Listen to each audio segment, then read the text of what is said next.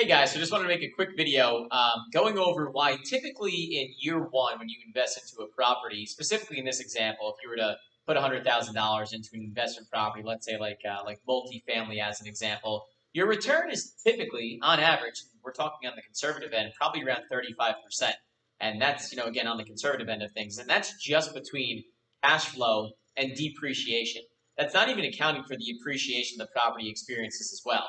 Just wanted to go through this with you guys and kind of explain. So there's three different ways in which you can make money on investment properties. Number one, through cash flow from the income the property generates, whether that be through rental income, parking income, laundry income, things like that. You have depreciation, which gives you a tax deduction, which then therefore lowers your tax burden and keeps more money in your pocket. And then you have appreciation, which is the one that you can't predict. You don't know where the appreciation is going to go. These two are fairly predictable. For the example that we're going to give here is you have a $100,000 investment, and you're targeting a conservative 8% cash-on-cash return.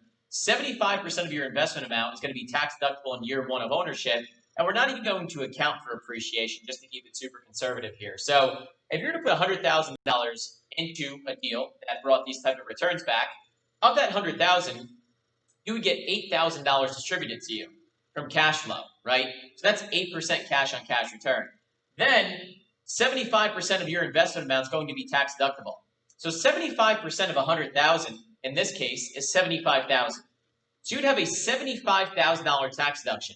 Now, if you're a full-time real estate professional, you can use that $75,000 tax deduction against your taxable income, against, in fact, both you and your spouse's taxable income here. So when you get a $75,000 tax deduction, if you're towards like one of the top income tax brackets, let's say, 37%, 37%, if you run this in your calculator, 37% of 75,000 is roughly $28,000. So that's $28,000 less now that you have to pay the government. Because again, a $75,000 tax deduction, again, if your federal income tax rate is 37%, 37% of 75,000 is roughly 28,000. That's $28,000 less that you have to pay the government. $28,000 more in your pocket, plus another $8,000 in your pocket from the cash flow the property happened to distribute. So if you're keeping track of this, from our $100,000 investment in year one of ownership, we get $8,000 put in our pocket from cash flow, and we keep an extra $28,000 in our pocket from depreciation purposes. If we add the two up, 8,000 plus 28,000, we get 36,000. So in year one, we have an extra $36,000 in our pocket for a $100,000 investment. That would be a 36% return on your investment in year one of ownership. And that's not even accounting for appreciation. If the property appreciates, that number is going to go even higher. So on the bottom end of this, your year one conservative return on multifamily real estate, again, being conservative, is going to be hovering around 35, 36%. In my example here, 36%. So I wanted to share this video with you guys, kind of open your eyes to, what exactly, real estate investing, does bring, bring from both a cash flow perspective, a tax perspective, and also, again, we didn't speak about this, but appreciation as well.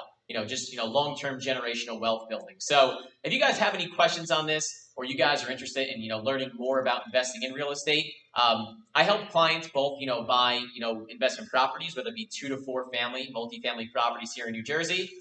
Me and my partners also put together syndications where, we'll buy a large apartment complex and we'll essentially sell shares, like let's say a $100,000 share to an investor. And these are the type of returns that we happen to target here. So again, if you guys have any questions on this, certainly feel free to reach out to me. You can email me. My email is very simple. It's just my name. It's kylekovats@gmail.com.